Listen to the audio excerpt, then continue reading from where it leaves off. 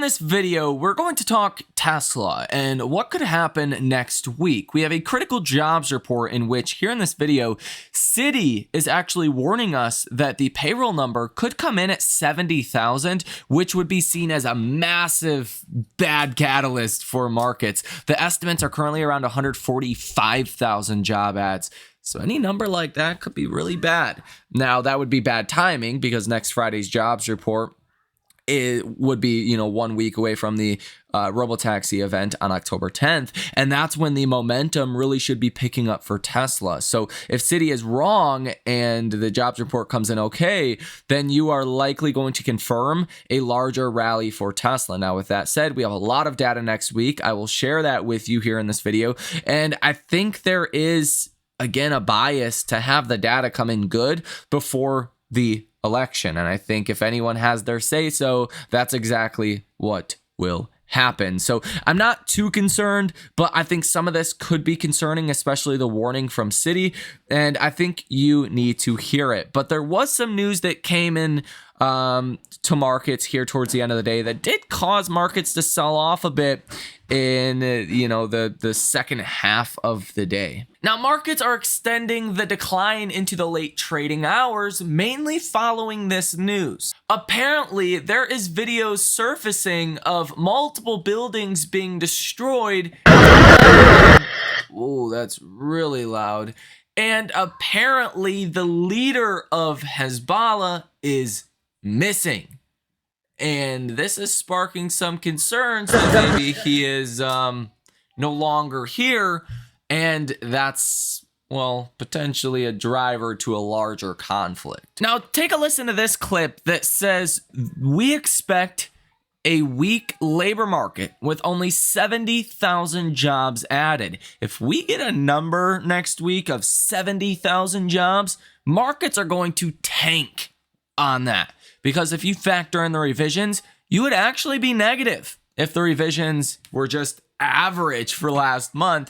If we only added 70,000 jobs. That's rough. That's really rough. So I want you guys to take a listen to this. And I will also share all of the other data points that we have next week, because next week is a critical week for markets and for the soft landing thesis that investors are holding on to.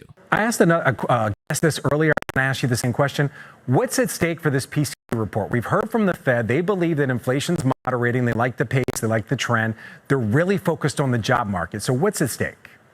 Yeah, I think we will confirm that inflation is just continuing to slow with this PCE number. Of course, when the PCE data come out, it's not necessarily a big surprise. We know most of the price inputs from CPI and PPI that came out a couple weeks ago. This should show another benign monthly increase. We're expecting a 0.2% month on month. That's a very good, around a 2% annualized kind of pace. And I think that does just keep the focus on the employment data.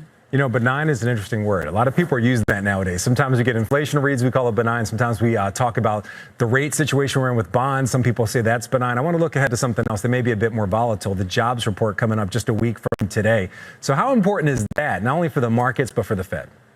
Yeah, I would not use the word benign to describe the labor market necessarily. We do think that this is a weakening labor market. We've seen that more clearly in the jobs reports the last couple of months. Of course, we've had a much more rapid rise in the unemployment rate really over the last 4 or 5 months, rising a tenth on average each month. Payroll job growth has now started to slow and has been revised lower every month. We think we'll see a continuation of that next Friday.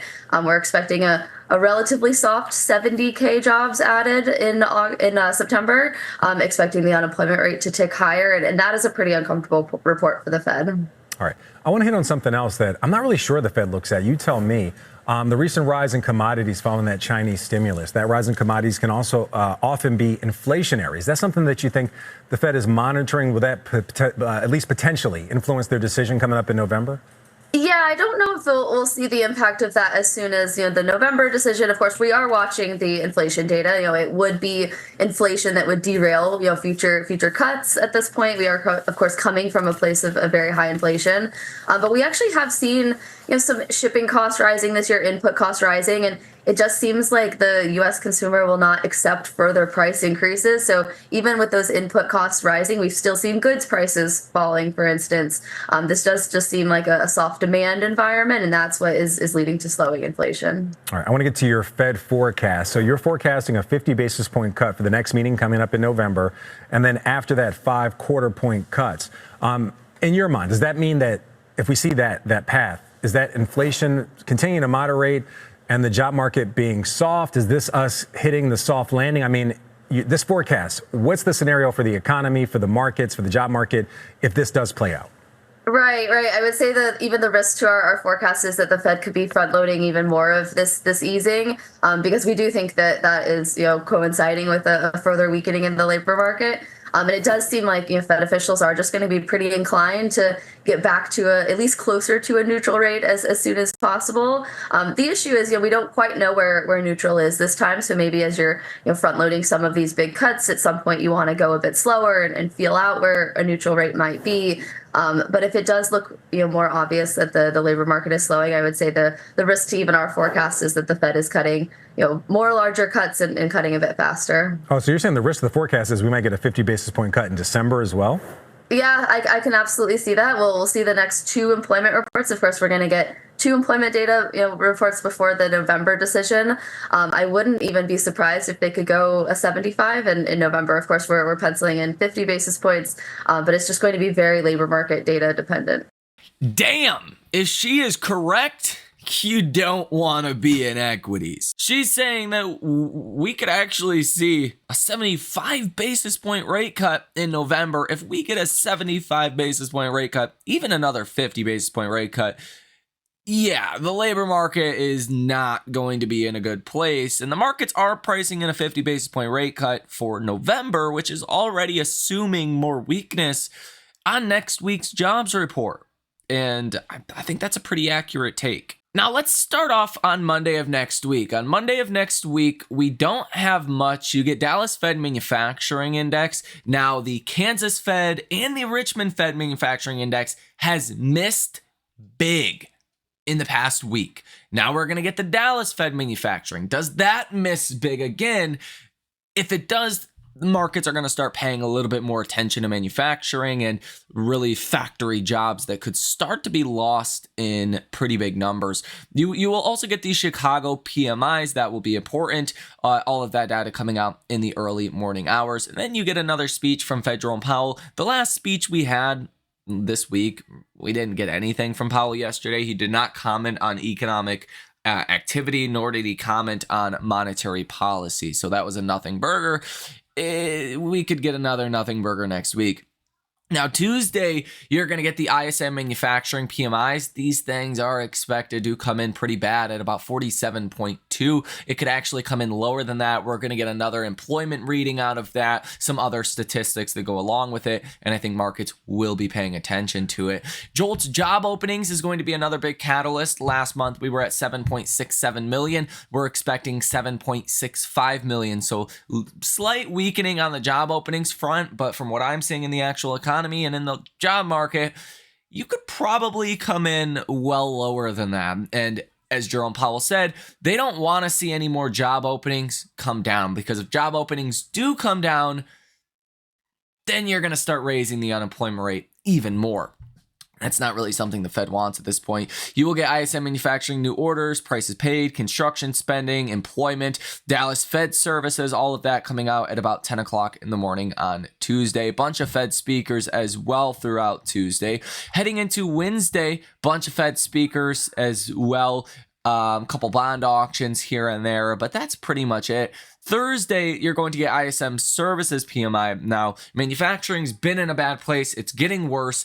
You don't want to see services start to get worse right now. If services start to get worse right now, that would be a problem. Anything under 50 is negative. Anything above 50 is positive. We are expecting 51.5, so to still be in positive territory. You will get factory orders month over month, services business activity, service employment, service new orders, and services prices paid. All of those will be important. And a speech from Fed Bostic as well Thursday in the morning. And then Friday is going to be your big report. Non-farm payrolls for September. Markets are expecting 145,000. So if we get 170,000 or any number close to that, really any number under like underestimates is going to be bad, right? You want to come in at like 150, 160. But if you even come in at like 130, Wall Street's going to freak out over that. Anything close to 70,000 jobs, and you could have a big decline for Friday. And that would probably start a larger correction in markets, I would think, with certainty. So non-farm payrolls next Friday, vitally important that comes in better than expected. Unemployment rate is expected to stay the same at 4.2%, although we did drop from 4.26% down to 4.22%. So the drop we really had last month was minor, okay? If you actually look at the decimal point, if you do see a rise back above 4.25, that's going to get rounded up to 4.3 for the headline number, and that is a potential risk that we should be open to. And another rise in the unemployment rate on this headline, again, rounded number, is going to be seen as bad news, okay? You don't want to see the unemployment rate rise or non-farms miss when markets are at all-time highs and the Fed just cut 50 basis points. That's the last thing you want to see. So I am a little nervous heading into next week when we get all of this data. It just doesn't look great. I think the risk is growing that we get downside surprises, not upside surprises, especially with what we're seeing in the labor market. Then again, I think the economy is somewhat going to hold up from now until the election, at least on the government data. You're going to see it hold up. I see a much more deteriorating situation in real time.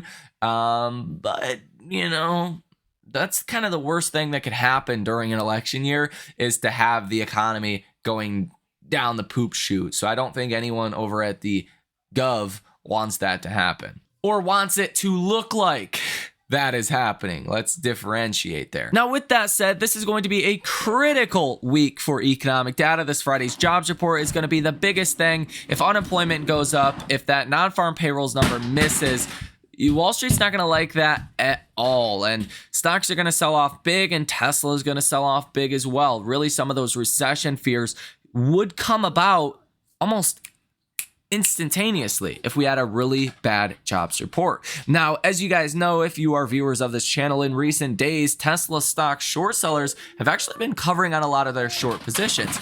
But over the past week, there's been a lot of negative positioning in Tesla as well, specifically for the option expiration of October 11th, which is the day after October 10th. You could see over the past week, you've had $61.1 million worth of puts bought at the 260 strike. So people are betting essentially that after October 10th, you're going to get a sell the news event and Tesla stock is going to fall. Now, you're also seeing a lot of option activity as well for that that October 18th expiration, which I think is also kind of representative of a sell the news event, even though that would be the next 2 weeks following that event. What you seen yesterday was actually $3.1 million in puts being bought for the 270 put for expiration of October 11th. And these are pretty big trades. These are not retail investors. These are institutional investors.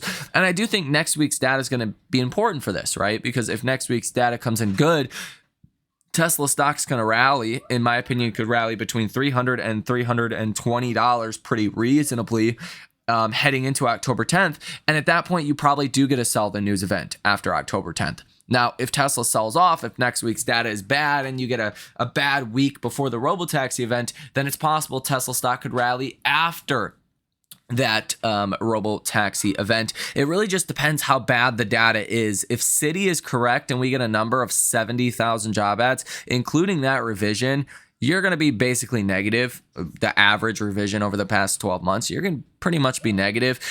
And I don't think Wall Street's going to like that. I don't think markets are priced for that. I think the soft landing narrative is so embedded in Wall Street right now. Anything that really challenges that is going to be seen as a knee-jerk selling kind of, price action reaction, okay? And just given where markets are at, how much we've rallied recently, I think that's a real risk heading into next week. Good news is, though, the jobs report is on Friday, so you could have a strong week, but then just Friday could be a really bad day, again, if Citi is correct. And I wanted to share this warning with you because, I know a lot of people are bullish right now. I know a lot of people are all in markets, and that's fine as long as we get a soft landing. But if we get data that starts to challenge that, you could be in for some pretty heavy losses in a relatively short amount of time. And trust me, I'm all in this market to the most extent. I do have less than 1% of my portfolio in hedges for the month of December, mainly, expecting at least a 10% correction between now and then. If that happens, those hedges are going to pay out well. Now, I'm really waiting for that big hedge. I think there will be a moment in which that big hedge will make sense, and there will be a lot of money to be made on that. Probably thousands of percents will probably turn a couple $100 into a couple thousand, or maybe a couple thousand into 20, 30, 40, 50,000. We'll see. If you guys want to come join us live in real time, come trade with us, check out that link down below in the description of this video, because there's one thing that I will tell you: we will not miss the downside. We will be prepared. We will be hedging. We will make a big trade on that downside. And that's what I'm actively trying to figure out right now, is when our market's going to start pricing in some recession risk, because markets are not pricing in that recession risk today. If that happens next week, then I think there is an opportunity, a large opportunity, to hedge out some portfolios here. I don't think it's right now, believe it or not. I don't think now is the moment in which markets are just going to flip, but next Friday's jobs report could be that moment.